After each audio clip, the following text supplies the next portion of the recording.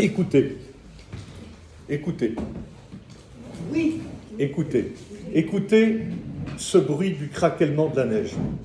Les fiacres qui avancent dans cette nuit de janvier 1890. Les pas qui sont peut-être lourds. On est dans le pavillon de chasse de Meyerling. Alors ce que vous voyez là, ce n'est pas le pavillon de chasse, il a été rasé. C'est un couvent qui s'est construit après. L'empereur, après le drame dont nous allons parler, avait donné l'ordre de raser le pavillon de chasse de Meyerling. Qui arrive ce jour-là, cette nuit de janvier, du 29 janvier 1890, pardonnez-moi, à Meyerling? Il y a 4 personnes, 4 hommes. Il y a le prince héritier, Rodolphe de Habsbourg, l'héritier du trône d'Autriche-Hongrie, qui est à cette époque la puissance principale d'Europe. Il y a une autre personne, le prince de Cobourg, qui était un ami, qui était venu pour chasser. Il y a un deuxième ami, qui est le comte Hoyos, aussi convié par Rodolphe de Habsbourg pour venir chasser. Et puis il y a évidemment le cocher et le valet, Bradfisch et Loschek. C'est tout, croit-on. Il y a en fait une 6e personne, donc les 4 invités, les deux qui font de service, les 2 invités, le prince Rodolphe, mais il y a une 6e personne dont vous avez entendu parler, qui est Marie Vetsera. Qu'est-ce que Meyerling? Donc c'est ce pavillon de chasse qui a tout à fait, c'est pas un grand palais, hein. C'est un pavillon de chasse qui a été construit pour que justement le prince Rodolphe puisse se donner à la chasse à côté de Vienne. Et cette nuit-là, cette nuit du 29 au 30, excusez-moi, du 29, décidément, voilà.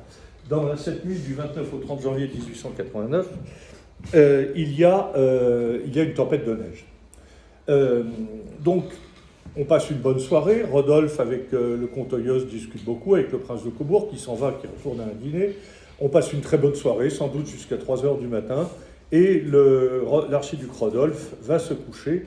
Et il va se coucher pas tout seul, puisqu'il y a là sa maîtresse. Est-ce qu'elle est arrivée avant? Est-ce qu'elle est arrivée de son côté? Là-dessus, il y a des doutes.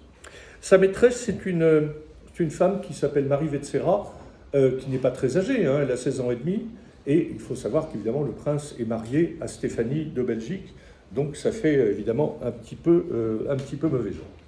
À 7 heures du matin, le comte Hoyos, n'entendant aucun bruit, sachant pourtant que le prince n'est pas un lève-tard, va défoncer la porte pour voir ce qui se passe, et trouve 2 corps ensanglantés, celui de Rodolphe de Habsbourg et celui de sa maîtresse Marie Vetsera. Les 2 sont morts. Évidemment, tout de suite, on se dit, il faut prévenir l'empereur, il faut faire venir un médecin, il faut faire venir un enquêteur, etc.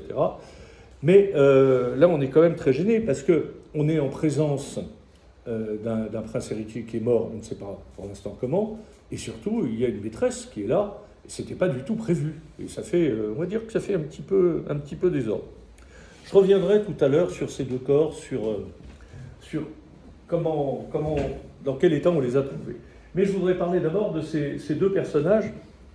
Qui étaient-ils? Donc, Marie Vetsera, c'est la fille d'une baronne assez connue, si vous voulez, c'est de la petite noblesse qui essaye toujours de rentrer dans les faveurs de la cour, on va dire, de la Hofburg. Et Rodolphe, c'est quelqu'un dont on a dit tout et son contraire.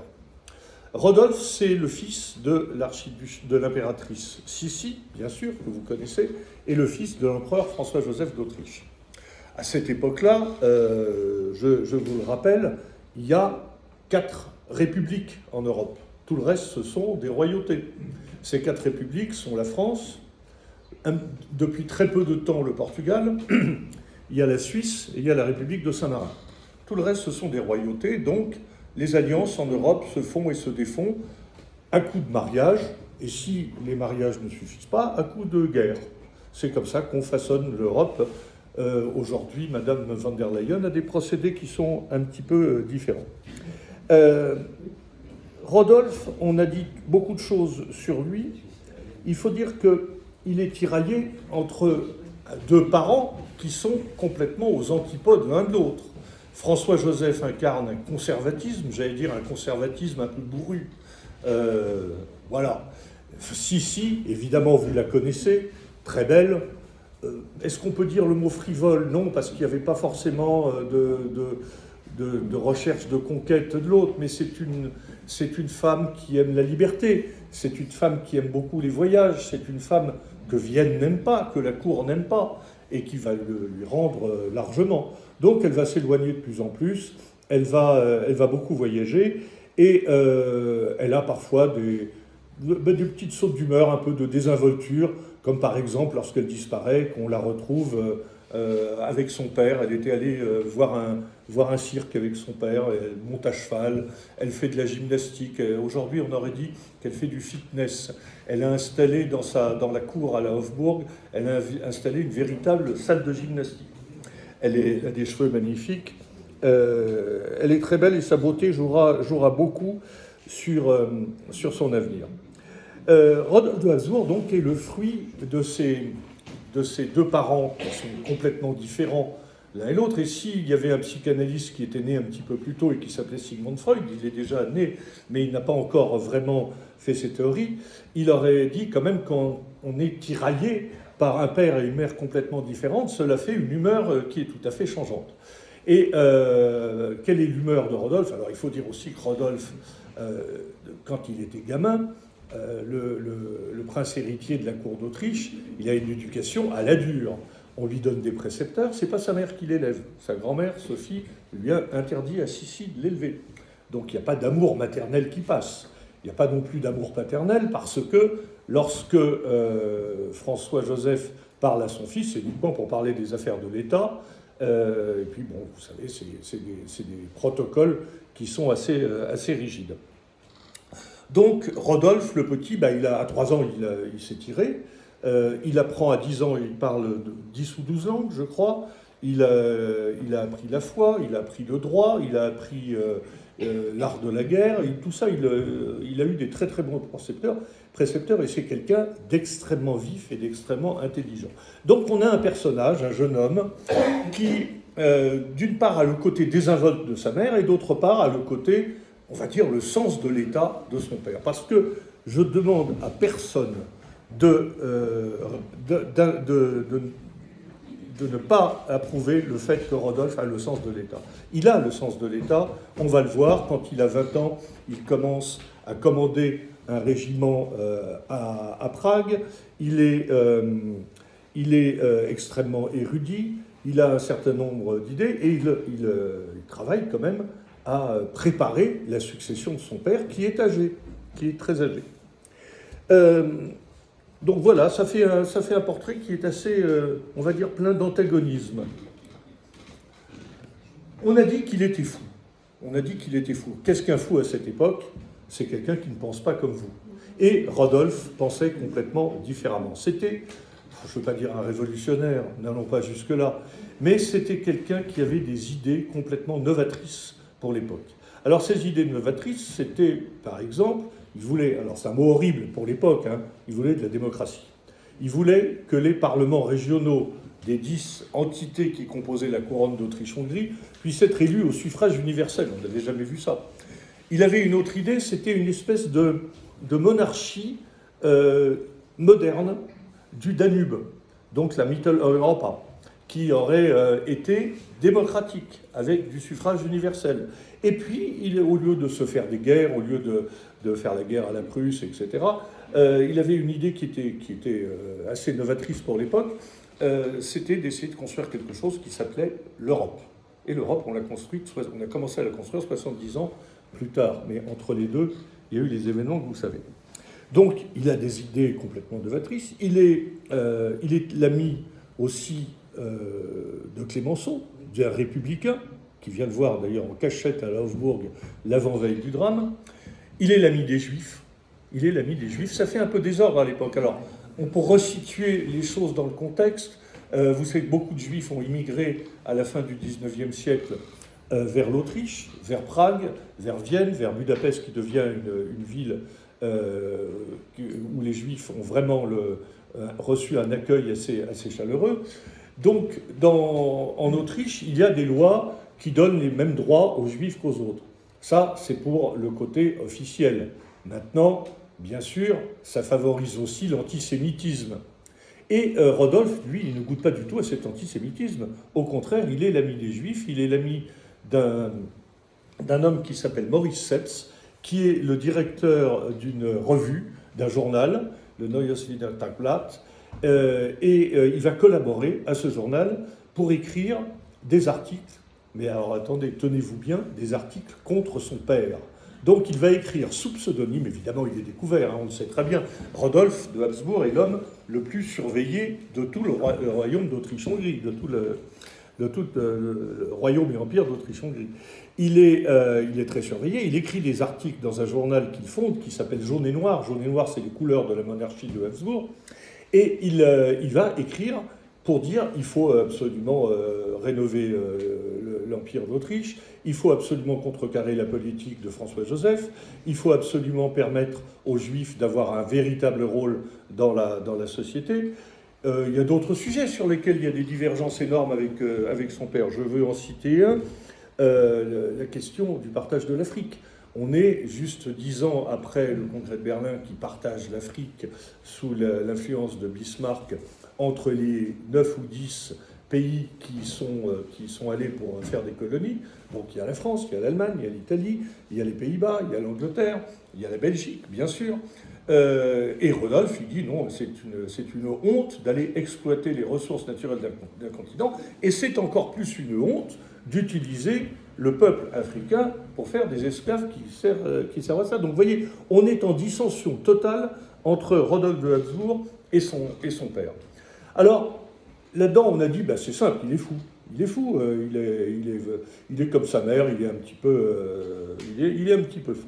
Moi, je parlerais plutôt d'un archiduc flou. Parce que Rodolphe, c'est toujours deux côtés.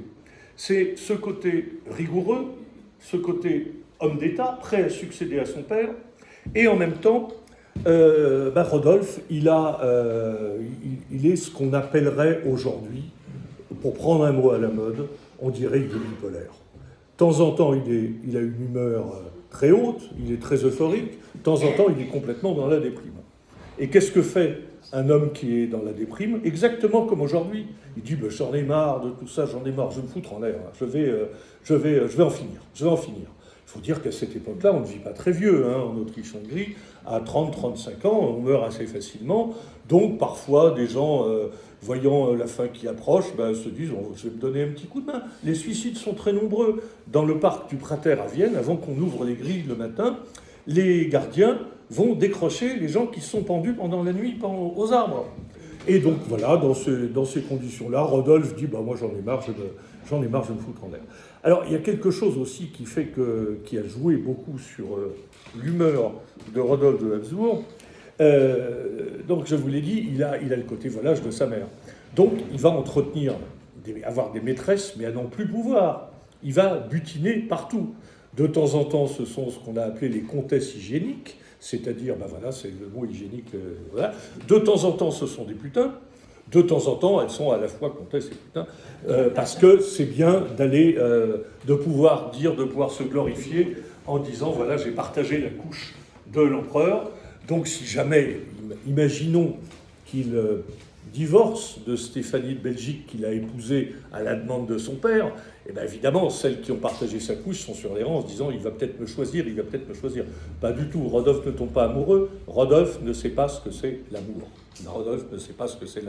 Il n'a pas été éduqué pour ça, ni par son père, ni par sa mère. Donc, il utilise des filles en les jetant comme des mouchoirs en papier. Voilà, c'est comme ça. Le seul problème, c'est qu'il va attraper une maladie vénérienne, assez grave. Alors, c'est pas la syphilis, hein. On a dit que c'était la syphilis, ce n'est pas la syphilis. Ça a une importance considérable parce que l'issue de la syphilis, c'est la démence. Et à ce moment-là, on dit, il a la syphilis, donc il est dément, il est en train de devenir dément. C'était pas une syphilis, c'était une gonorrhée, traduisée aujourd'hui par ce qu'on appellerait des chlamydia. Donc c'est une maladie qui est très douloureuse, qui rend plus ou moins impuissant, excusez-moi de parler de ça, mesdames, mais ça va avoir une importance, vous allez voir pourquoi. Et puis, le problème, c'est qu'il l'a refilé à sa femme et il l'a rendu stérile. Alors, sa femme a pu avoir un enfant, malheureusement, de lui. Malheureusement, c'est une fille. Donc il n'y a pas de prince héritier après Rodolphe. Ça inquiète beaucoup tout le monde, tout cela. Voilà, donc je vous ai fait un portrait rapide de Rodolphe de Habsbourg en vous disant c'est quelqu'un qui est tout le temps en train d'osciller entre l'exaltation et la dépression. Là, je vous ai mis un petit visuel que vous ne pouvez pas voir. C'est pour ça que je vous ai dit tout à l'heure que j'étais éditeur de guide gastronomique. Il y avait une raison. C'est le menu d'un... Ça, c'est la signature de Rodolphe. C'est un menu qui est concocté par Rodolphe. Je vais essayer de vous le lire pour vous mettre en bouche. Enfin, il y a une dizaine de plats. C'est complètement alléchant. Il y a des ballotines, il y a des cailles, il y a tout ça. C'est un menu en 15 plats, fait par Rodolphe, hein, pour une occasion. Moi, je veux bien, quand on dit il est suicidaire, il est complètement déprimé et tout ça, mais enfin bon, il pense quand même aussi à remplir ses obligations d'homme d'État, parce que c'est un homme d'État, et il tient aussi à remplir ses obligations de représentation de la cour. Continuons, on a parlé des parents, donc qui est François-Joseph? Alors François-Joseph, on n'y touche pas, hein, c'est la personne la plus importante de l'Autriche. Même pendant tout le siècle, tout le XXe siècle qui va s'écouler, on ne dit jamais de mal de François-Joseph. Sauf que, il est mort, comme vous le savez peut-être, pendant la guerre, en 1916. Un siècle plus tard, en 2016, on commence à faire le bilan. Et cette personne vénérée de l'Autriche-Hongrie, je prends un parallèle, c'est un petit peu comme on ne touche pas la figure de certains rois. En France, on ne va pas dire du mal de Louis XIV. Voilà, on sait les grandes choses qu'il a faites, donc on ne touche pas aux idoles. Donc on ne touche pas en Autriche à François-Joseph. Sauf qu'en 2016, un siècle après, on commence à faire l'inventaire. Et là, vous avez des journaux, qui pourtant ont toujours dit du bien de François-Joseph, qui vont dire François-Joseph, un monarque moyennement compétent. Alors, il faut dire qu'il a perdu pratiquement toutes ses guerres. Il a essayé de faire des alliances. Toutes ces alliances se sont retournées contre lui. Ou alors, de temps en temps, il était allié, par exemple, avec l'Allemagne de Guillaume II. Il a mené bataille contre les Italiens. Il avait un pacte que les Allemands devaient venir l'aider. Ils n'ont pas évidemment bougé la moindre petite baïonnette. Et Sissi, comme je vous l'ai dit, joli, volage, des cheveux magnifiques. C'est un peu la Lady Diana de l'époque. Hein. Elle séduit. Elle tient beaucoup à son apparence, elle tient beaucoup à sa silhouette, elle se fait mettre des corsets très serrés, humides, comme ça quand il sèche, ça resserre encore la taille pour avoir vraiment une taille absolument minuscule. Sa beauté, ça la sert hein, quand même. Au moment du compromis austro-hongrois, c'est Sissi qui va aller faire le travail au Parlement de Budapest avec un Hongrois qui est absolument exceptionnel. Elle le parle mieux que François-Joseph. Et c'est elle qui va aller dire il faut unir nos deux nations et faisons ensemble l'Empire d'Autriche et le Royaume de Hongrie. Donc, Empire, Royaume, K&K, König und Kaiser, ce sera le nouveau nom de François-Joseph de Habsbourg. Je vous parlais de Lady Diana.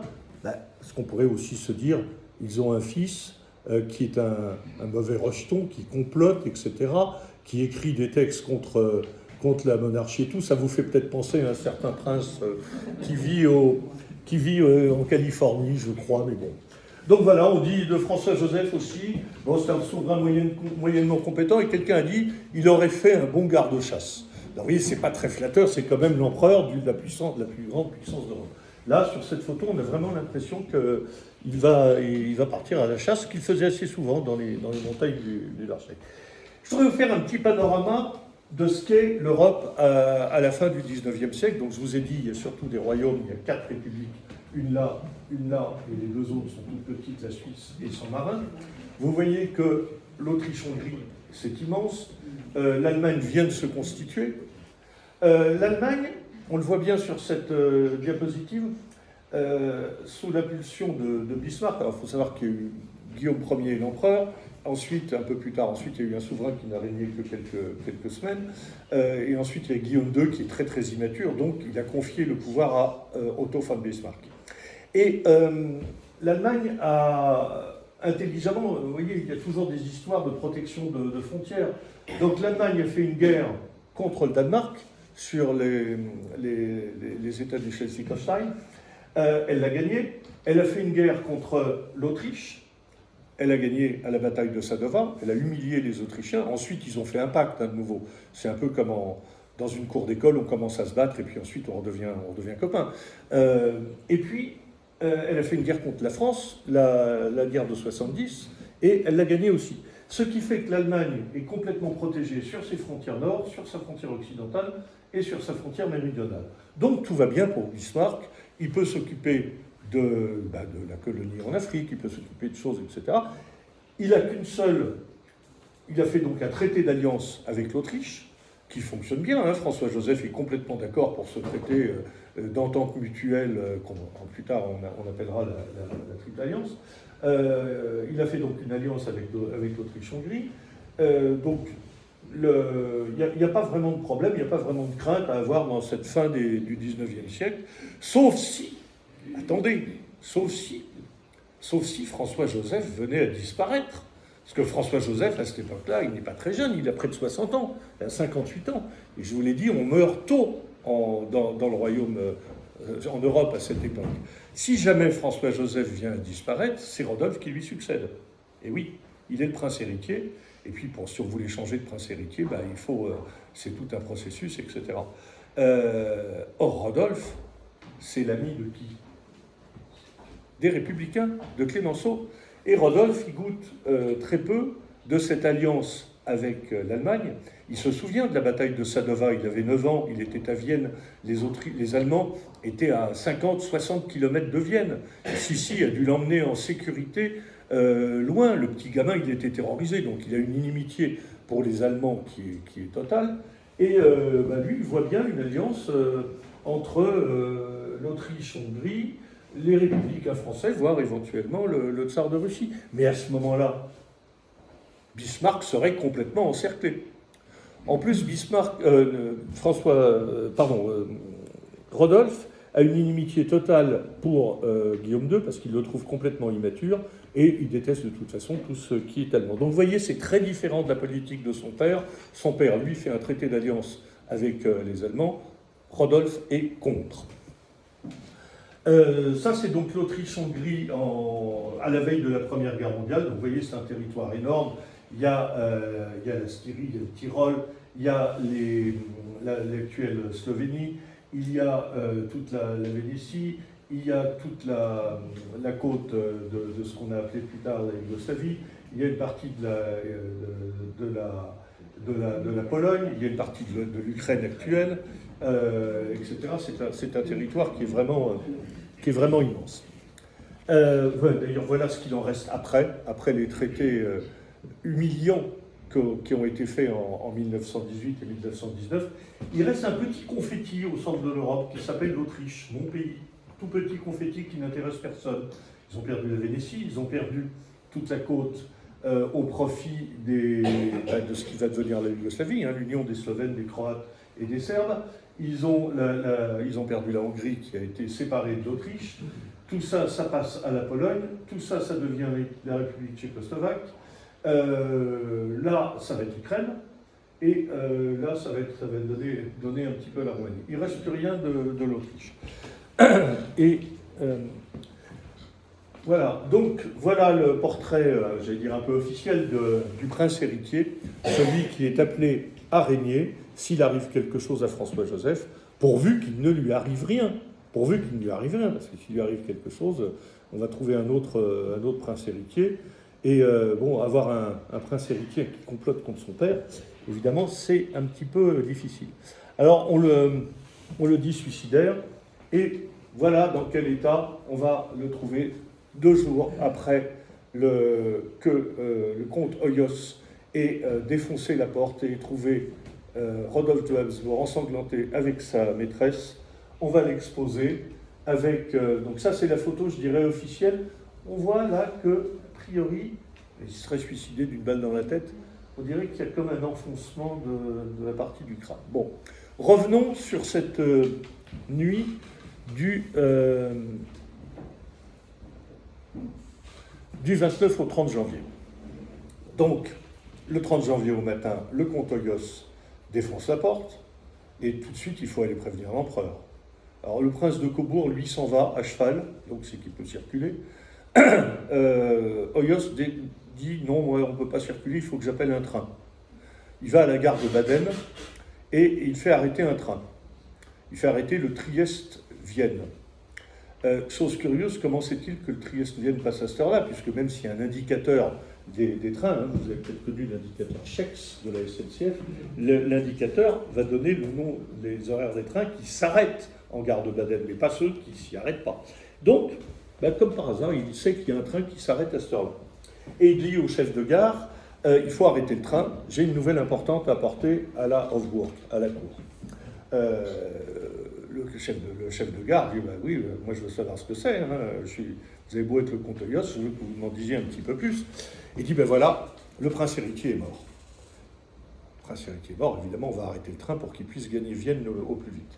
Sauf que, et ça c'est quand même quelque chose qui surprend beaucoup les historiens, la compagnie ferroviaire appartenait aux Rothschild. Les Rothschild sont une grande puissance. Immédiatement, le chef de gare télégraphie à sa hiérarchie, donc prévient, et voilà, ça remonte aux Rothschild, qui tout de suite savent que le prince héritier d'Autriche-Hongrie est mort. Et ils le savent avant même que Hoyos arrive à la Hofburg, où il va prévenir en premier Sissi, qui va complètement effondré, aller prévenir son mari, François-Joseph. Que feriez-vous, mesdames et messieurs, si tout d'un coup on vous annonce la mort de votre enfant ? Vous vous rendez sur les lieux du drame. C'est la moindre des choses. C'est même ce qu'a fait le prince Charles quand il a appris l'accident de Lady Diana. C'est une évidence. Mais François-Joseph et Sissi, ils ne bougent pas. Ils ne bougent pas, non, rien du tout. Se déplace la sœur de Rodolphe, qui va s'approcher du corps de son frère.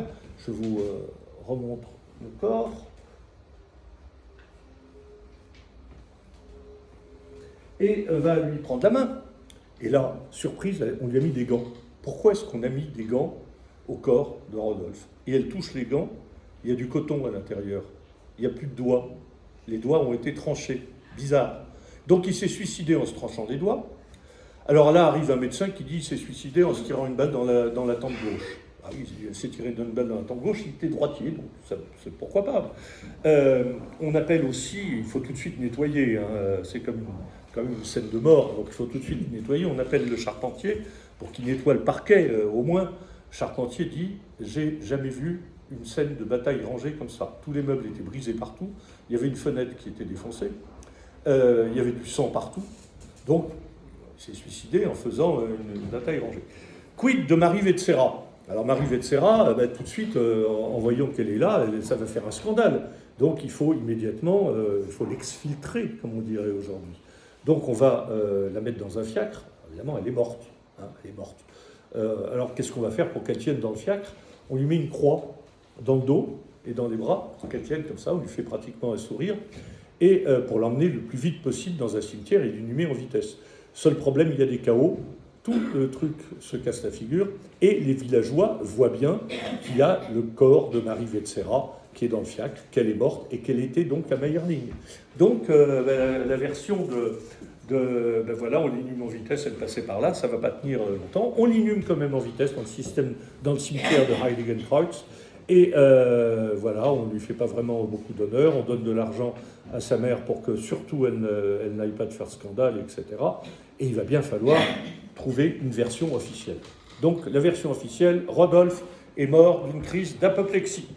Crise d'apoplexie, ça passe partout, c'est bien. N'oubliez pas que François-Joseph répétera à plusieurs reprises, il n'y a qu'une seule vérité sur Mayerling, c'est celle que je profère. Donc, crise d'apoplexie. On publie la crise d'apoplexie, sauf que, oui, mais il y a des villageois qui ont vu qu'il y avait Marie Vetsera. Bon, donc ça ne va pas. Alors, on va dire qu'il est mort d'une crise cardiaque. Ça ne va pas non plus. Alors, on va dire qu'il est mort d'un empoisonnement. Voilà. Il y a des gens qui commencent à parler de suicide. Donc, il y a 4-5 versions différentes. La Hofburg, la cour royale, va faire des communiqués. N'oubliez pas qu'à cette époque, la presse est déjà très forte. Le Figaro a un correspondant permanent à Vienne. La presse People commence également. On commence à jaser dans la presse sur Sissi, etc. Donc, on va faire ces communiqués tellement contradictoires qu'à tel point, parfois, le journal du soir va publier les deux communiqués récent de la Hofburg sur la même première page, côte à côte. Donc on y voit absolument plus clair. Qu'est-ce qui se passe quand une communication est calamiteuse comme ça? Quand on a des doutes et quand on cafouille complètement, eh ben c'est là que naissent les théories du complot. Et je crois que la grande époque moderne des théories du complot, elle est née à Mayerling. Donc on va commencer à dire, est-ce que c'est vraiment un suicide? Ou est-ce qu'on ne lui a pas donné un petit coup de main? Finalement, les gens disent, mais s'il voulait tellement se suicider, s'il l'avait dit, mais c'est du pain béni pour ses opposants, c'est du pain béni. Il disait qu'il était suicidaire, ben voilà, on va dire que c'est une version de suicide. Oui, seulement, voilà, le suicide, ça ne permet pas les obsèques religieuses. Alors, l'empereur François-Joseph va envoyer un télégramme au pape en disant « Notre fils a été assassiné ». Est-ce qu'on peut mentir au pape quand on est à Habsbourg? C'est quand même un petit peu difficile. Et puis on va dire « Oui, mais de toute façon, il était dans un état de démence ». Et alors là, on a un communiqué du médecin légiste qui est absolument fabuleux, qui dit « Oui, il était dans un état de démence ». Ça se voit parce que ses os du temporal montraient, et c'est des os qui appartiennent à certaines personnes qui sont justement démentes. Donc on a déjà trouvé, à cette époque, on est en 1890, on a trouvé déjà que la forme des os pouvait donner un signe de démence. Merveilleux. Voilà. Donc on va dire suicide, on va dire tout ce qu'on veut, etc. Bon, il y a quand même des personnes un peu sérieuses qui vont rendre compte. Alors, il y a quand même l'ambassadeur d'Angleterre qui va télégraphier à Lord Salisbury, qui est le Premier ministre, qui lui-même va prévenir la reine Victoria en disant « Le prince héritier a été assassiné ». Il y a l'ambassadeur d'Allemagne qui va télégraphier à Guillaume II en disant « Le prince héritier a été assassiné ». Et il le tient du nonce apostolique qui dit « Mais voilà, nous a fait état du corps, il y avait des coupures, il y avait des doigts tranchés, il y avait un enfoncement de la boîte crânienne ». Donc ça ne ressemble absolument pas à la version officielle d'un suicide d'une balle dans la tête. Pauvre Rodolphe. On a dit beaucoup de choses. On a dit qu'il voulait essayer de séparer, de faire un putsch, de séparer l'Empire d'Autriche et l'Empire de Hongrie, et le Royaume de Hongrie, pardon, pour régner l'un sur l'Autriche et l'autre avec son cousin qui aurait régné sur la Hongrie. Son cousin, c'est Jean-Salvador de Habsbourg-Toscane. Un homme très séduisant, très ami de Rodolphe.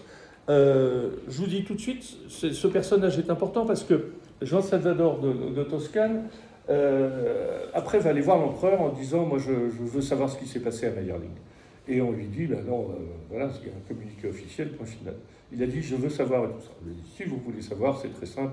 Vous ne portez plus le nom de Habsbourg, vous ne portez plus de particules, vous n'avez plus aucun titre, et vous vous exilez. On ne veut plus de vous. » L'empereur lui dit « Vous exilez, on ne veut plus de vous dans le pays. » Et Jean-Salvador de Habsbourg-Toscane accepte parce qu'il veut savoir la vérité. Il prend un autre nom, il se fait appeler Jean Hort, et il part faire le tour du monde sur une goélette. Mystérieusement, il a disparu. On n'a plus jamais eu de nouvelles. Alors on l'aurait vu en Amérique du Sud, au Chili, en Patagonie, etc. Enfin, dites-vous bien que sur Mayerling et tout ce qui s'en est suivi, il y a un certain nombre de versions, mais c'est complètement immense le nombre de versions. Je me demande même parfois pourquoi personne n'a été évoqué que ça pourrait être les Martiens qui ont tué Rodolphe. On ne sait pas ça. Alors on a dit donc il s'était suicidé par amour. Nous ne pouvons plus vivre, nous allons mourir. On a dit qu'il s'était suicidé parce qu'il y avait des histoires d'inceste, que Marie Vetsera était enceinte. Alors je vais vous donner les deux versions qui sont des versions tout à fait... il y en a qui sont tout à fait cohérentes et que des historiens, notamment Franck Ferrand, accréditent. La première, c'est que Marie Vetsera aurait été enceinte de Rodolphe. Alors moi je veux bien, mais le problème, j'ai posé la question, avec une gonorrhée, on ne peut pas procréer. D'autre part, Rodolphe soignait sa gonorrhée avec des médicaments de l'époque. Ces médicaments, c'était la morphine, la cocaïne et le cognac. C'est un petit peu dur pour faire un amant fougueux. Et il buvait beaucoup de champagne aussi. ces médicaments, c'est d'ailleurs ce qui explique ces sautes d'humeur. Parce que la cocaïne et le cognac, la cocaïne, ça fait monter, le champagne aussi, la morphine et le cognac, ça fait complètement endormir. Donc vous avez toujours ce cerveau qui est entre les deux autres. Voilà, donc on a dit qu'il aurait pu avoir mis Marie Vetsera enceinte et que... voilà, mais alors vis-à-vis de Stéphanie de Belgique, son épouse, ça faisait un gros problème. Et puis alors on a dit autre chose. On a dit oui, mais peut-être que Marie Vetsera et Rodolphe Wabzour étaient frères et sœurs. Pourquoi? Parce que Hélène Vetsera, la mère de Marie, aurait eu des relations adultérines avec François-Joseph, aurait eu un fils, Rodolphe. Bon. Aurait eu une fille, Marie Vetsera. Et donc, Rodolphe et Marie Vetsera étaient frères et sœurs, donc ils ne pouvaient pas, consanguinité oblige, ils ne pouvaient pas vivre leur amour ensemble. Et donc, l'empereur aurait demandé et exigé de Marie Vetsera qu'elle avorte, et il paraît qu'il y a eu un médecin qui a témoigné qu'il y aurait eu un avortement, on ne sait pas de qui, à la Hofburg, la veille du drame, et qu'ensuite Marie Vetsera serait allée se reposer à Mayerling, dans les bras de son chéri. Moi, je veux bien, je ne connais pas, j'ai jamais avorté, je ne connais pas très bien au point de vue physiologique, mais je sais que si je venais de subir un avortement en fin du 19e siècle avec des méthodes qui ne sont quand même pas celles d'aujourd'hui, je ne pense pas qu'il aurait été d'une bonne guérison d'aller faire 30 km de fiacre sur des routes cahouteuses pour aller me reposer. Bon, on aurait à ce moment-là trouvé une chambre à la Hofburg pour que la dulcinée de Rodolphe puisse se remettre de ses émotions. Donc je ne crois pas tellement à cette version. La version du fait que Rodolphe aurait pu faire un enfant à Marie Vetsera, ça me semble aussi douteux à cause des problèmes de santé de Rodolphe. Et puis à cause d'autre chose. On n'a nulle part une trace d'amour de Rodolphe envers Marie Vetsera. On a beaucoup de traces d'amour de Marie Vetsera envers Rodolphe, qui était comme une groupie. Je veux être avec toi. Mais ça me fait un peu penser à ces filles dont parfois les hommes n'arrivent pas à se débarrasser parce qu'elles collent comme le sparadrap du capitaine Haddock. Voilà, bon, allez, je veux venir avec toi à Mayerling. Non, ok, bon, je vais chasser, tu sais bien, la chasse c'est difficile et tout ça. Non, je veux venir avec toi à Mayerling. Bon, ok, allez, viens, tu viens dans mon fiacre, on roucoulera un peu dans le fiacre et tout ça, mais ensuite je te mets dans la chambre, tu te tiens tranquille et tout ça. Et il fait la fête, Rodolphe, il fait la fête le soir du drame avec le comte Oyos jusqu'à 3h du matin. Et il avait un autre trait de caractère, Rodolphe, il était un peu écologiste avant l'heure. Il avait fait un traité sur les oiseaux du Danube. Et il demande, la veille de sa mort, à son cocher de lui rapporter son manuscrit sur les oiseaux du Danube pour qu'il puisse continuer à y travailler. C'est pas vraiment ce qu'on fait quand on est suicidaire. Alors je sais bien qu'il y a des tenants d'aversion du suicide, vous avez compris que je ne suis pas de cela, je respecte complètement l'aversion du suicide. Mais moi je ne l'accrédite pas pour plein de raisons. Donc je vous ai parlé du comte Joseph Oyos qui va découvrir le drame et qui va aller prévenir l'empereur, un homme assez bourru qui n'a pas d'enfant. Voilà, on a dit que c'était l'aide de camp de Rodolphe. Alors c'est pas tout à fait vrai, c'est le fils de l'aide de camp de François-Joseph. Donc ce qui veut dire que les deux, Joseph Oyos est beaucoup plus âgé que Rodolphe, mais ils se sont connus à la Hofburg, l'un étant en fait serviteur, fils d'un serviteur de l'empereur, et l'autre étant le prince héritier. On va, tout au long du XXe siècle, accréditer la thèse du suicide, et notamment par des livres et des films que vous avez forcément vus, le fameux film de Terence Young avec Omar Sharif et Catherine Deneuve. Voilà, nous nous aimons, notre amour est impossible, nous allons mourir. Bon, pourquoi pas. On oublie toujours qu'il y a eu un autre film. C'est le film de Jean Delannoy avec Jean Marais, qui démonte complètement le mystère, qui conclut avec une première fin en disant « Nous nous aimons, notre amour est impossible, nous allons mourir, nous allons nous suicider ». Sauf que Jean Delannoy rajoute une deuxième fin pour montrer que la première est fausse. Et cette deuxième fin dit non, nous allons réformer l'Empire, nous allons vivre. Et donc, il accrédite la version qu'il n'y a pas eu de suicide. Une chose amusante, Jean Descartes, quand il écrit, qui est le grand historien des Habsbourg, quand il écrit son livre sur Rodolphe de Habsbourg, veut revoir le film de Jean Delannoy, se le procure et le regarde en entier. Et il sait qu'il y a deux fins. Il connaît très bien Jean Delannoy, ils en ont parlé. Il va regarder ça et il tombe sur la première fin, et là le film est coupé. Et où est passée la deuxième fin? Il appelle Jean Delannoy, il dit attends, on va aller à la cinémathèque, on va voir l'œuvre originale. De toute façon, moi j'en ai une copie chez moi, mais allons à la cinémathèque. Ils vont à la cinémathèque ensemble, qui est quand même tenue par le gouvernement français, il faut bien le dire, par le ministre de la Culture. Il regarde le film, la deuxième fin est ce qu'on appelle caviardée, c'est-à-dire qu'elle a été coupée. Pourquoi est-ce que ça gêne qu'on ait pu dire que Rodolphe ne s'est pas suicidé?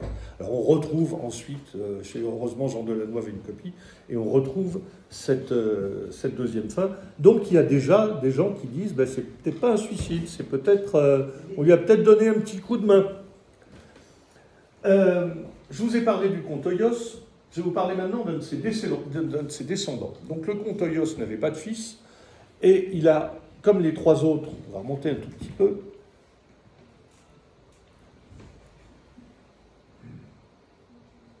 il n'avait pas de fils, et comme le prince de Cobourg, le valet et le cocher, ils sont appelés le lendemain du drame devant la Hofburg pour jurer devant l'empereur. Alors jurer devant l'empereur, c'est pas rien, on met un genou à terre et on jure majesté devant l'Empire d'Autriche et le royaume de Hongrie de ne jamais rien dire sur les événements de Mayerling.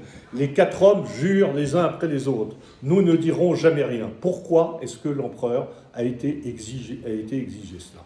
C'est qu'il y avait quelque chose qui était bizarre. C'était peut-être simplement la présence de Marie Vetsera qui les rangeait, c'est possible. Peut-être qu'il y a eu autre chose. Les quatre hommes jurent, et il y en a un, le comte Hoyos, qui va quand même avoir la conscience un peu lourde, et il s'est dit, il y a quelque chose que je sais, il faut que quelqu'un sache. Il n'a pas d'enfant, et il va transmettre un secret à son frère cadet, qui s'appelle Ladislaus. Ça se prononce, c'est Ladislaus en allemand, ça c'est Ladislas en français. Et en lui disant, ce secret doit être transmis de père en fils, ne doit pas sortir de chez nous, doit être transmis de père en fils, uniquement par descendance masculine, et si jamais il n'y avait pas de fils, ça doit être transmis au frère cadet.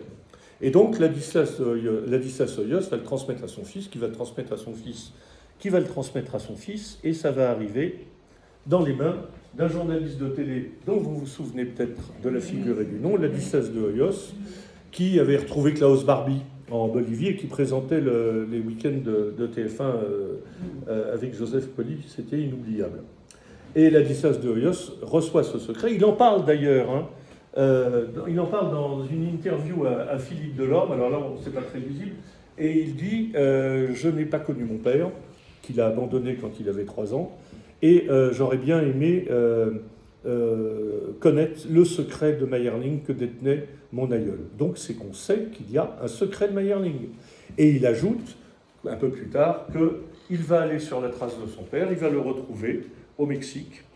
Et à ce moment-là, son père va lui transmettre le secret de Mayerling.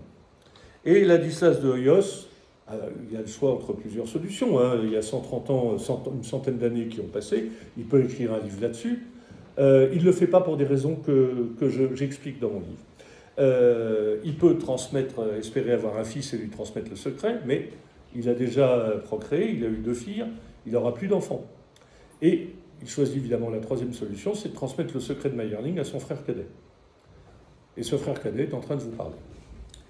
Donc, Ladislas de Hoyos me transmet dans les années 80 le secret de Mayerling en me disant « Tu fais ce que tu veux, mais tu n'en parles pas avant ma mort. » Et Ladislas, mon frère, est mort il y a une dizaine d'années, donc nous avions la même mère. Ma mère avait épousé le comte Hoyos, qui s'appelait Ladislas aussi. Et donc, ils ont eu le petit Ladislas ensemble. Il me transmet le secret il y a une 40aine d'années, et en me disant « Tu feras ce que tu veux, mais attends que je sois mort. » Or, je ne fais pas partie de la maison Hoyos, donc je ne m'estime pas être tenu par les règles ancestrales de la maison Hoyos, Et personnellement, je trouve que l'histoire ne peut pas se construire sur un mensonge.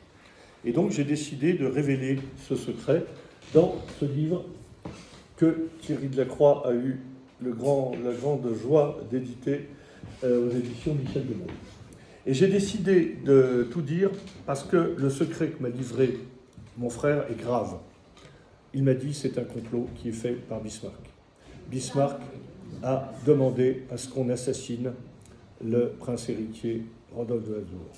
Alors, est-ce que c'est lui qui l'a fait? Est-ce que François-Joseph était au courant? Est-ce que le comte Taffe, qui était le chancelier autrichien, était au courant et aidé? Quel a été le rôle exact du comte Hoyos? Est-ce qu'il a facilité les choses? Ce qui est certain, c'est que le comte Hoyos a fait un faux témoignage ensuite. On le sait parce qu'il y a des choses qui sont complètement contradictoires dans un mémorandum qu'il a fait pour relater les événements de Mayerling, dont il n'avait d'ailleurs pas le droit de parler.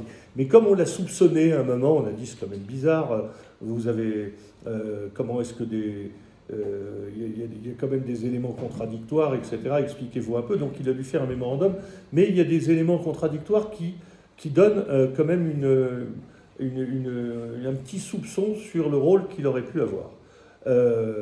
Voilà, donc Rodolphe, selon moi, ne s'est pas suicidé, mais je suis complètement prêt à écouter évidemment l'autre thèse qui dit oui, il s'est suicidé, c'est un suicide d'amour. Ce sont les deux grandes possibilités. Il y a une troisième possibilité qui est évoquée parfois, mais alors là c'est complètement saugrenu, c'est qu'ils ne sont pas morts, ils se sont enfuis, ils sont allés vivre à Corfou sur une fausse identité, et c'est des... Bon, je vous dis, il y a que les Merciens qu'on n'a pas évoqués.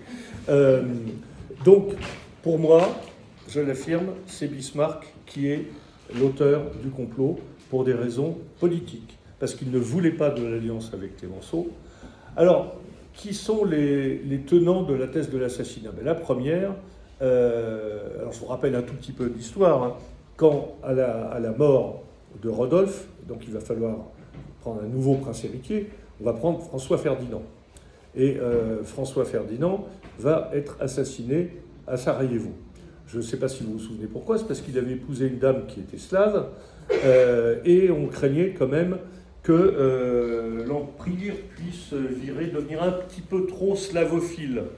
Et donc, un illuminé, membre à la fois de la Jeune Serbie et de la Main Noire, ce qui est bizarre, puisque c'était deux organisations terroristes complètement qui se détestaient, mais il était membre des deux, je ne sais pas comment il a fait, qui était tuberculeux, va assassiner, il s'appelait Gabriel Principe, hein, vous vous en souvenez, il va assassiner François Ferdinand, et ça va déclencher la Première Guerre mondiale, et par le jeu des alliances, c'est l'explosion, et voilà. Moi, je prétends que s'il n'y avait pas eu la mort de Rodolphe à Mayerling, on n'aurait pas mis François Ferdinand sur le trône, donc il n'y aurait pas eu la Première Guerre mondiale, il n'y aurait pas eu les traités humiliants, il n'y aurait pas eu le besoin de revanche, il n'y aurait pas eu la montée de quelqu'un qui est né juste après le drame de Mayerling et à quelques kilomètres de là qui s'appelait Adolf Hitler, il n'y aurait pas eu la Seconde Guerre mondiale, etc. etc. Alors avec des si, on peut toujours revoir le passé en disant oui, si, ceci, si, cela, etc. Mais c'est quelque chose de grave et c'est pour ça que j'ai décidé de parler, ou plutôt d'écrire, et de dire, selon moi, selon ce qu'on m'a dit, c'est un assassinat qui est fomenté par Bismarck. Il y a aussi quelqu'un que, donc après François Ferdinand, on va nommer quelqu'un d'autre, qui va être Charles de Habsbourg, et qui va régner en 1916 quand l'empereur François-Joseph va mourir. Il règne tout de suite, alors lui c'est un pacifiste total, la première chose qu'il fait c'est de demander à Clémenceau une paix séparée, et Clémenceau la refuse. On aurait pu faire encore là l'économie de dizaines et de centaines de milliers de morts, mais Clémenceau refuse, pour des raisons politiques, Clémenceau refuse la paix séparée qu'il proposait. Après la guerre, Charles et Zita sont conduits à l'exil. Ils vont vivre dans un extrême dénuement à Madère. Charles va mourir d'une pneumonie très très longtemps après, et Zita donc va presque finir sa vie à Madère. Jusqu'au jour où commencent à rentrer des considérations dans les années fin des années 70, l'année 80, on commence à parler d'élargissement européen, Et on dit l'Autriche pourrait peut-être intégrer l'Europe, ce qu'elle fera après. Vous savez que les processus d'adhésion sont assez... Mais si l'Autriche intègre l'Europe, liberté de circulation des hommes et des marchandises, à ce moment-là, Zita, qui est en exil à Madère, est en exil en Europe, et l'Autriche est en Europe. Donc elle peut revenir chez elle. Et donc on dit, oui, finalement, Zita va pouvoir revenir chez elle. L'impératrice Zita, dernière impératrice d'Autriche. Et qu'est-ce qui se passe quand elle rentre? On se dit, il va y avoir 500 ou 600 personnes qui vont l'accueillir.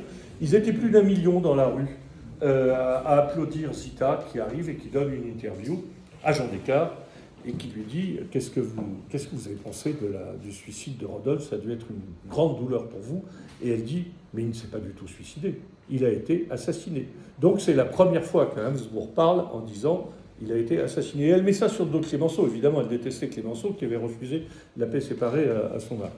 Et à partir de là, on reprend un certain nombre d'éléments et il y a de plus en plus de théories qui vont dans la direction de l'assassinat et du complot politique.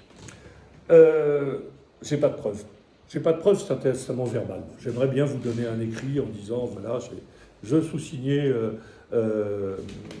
Joseph Hoyos atteste que Rodolphe a été assassiné. Il n'y a pas de... Tout s'est fait verbalement. Il y a quand même quelque chose qui me travaille un petit peu, c'est que, revenons un peu sur Bismarck, à un moment, il a un fils qui est son ministre des Affaires étrangères, et ce fils est très très amoureux d'une femme, et il veut l'épouser. Et Otto von Bismarck lui dit « Non, tu n'épouseras pas cette femme, tu vas épouser la femme que je vais t'indiquer. » Et Otto von Bismarck a dû le faire, et en a fait une dépression nerveuse pendant tout le reste de sa vie. Qui était cette femme? Elle s'appelait Marguerite von Hoyos. Bismarck était devenu prince, ce qui fait que les Hoyos accèdent au rang princier, donc on leur entrée à la cour et tout ça. Je me demande si ce n'est pas une récompense pour service rendu, au nom de la raison d'État, bien sûr. Voilà pourquoi j'ai décidé d'écrire ce livre, et voilà pourquoi je tenais à vous faire cette conférence aujourd'hui, que je vous remercie d'avoir écouté, et bien sûr, maintenant je vais répondre à vos questions.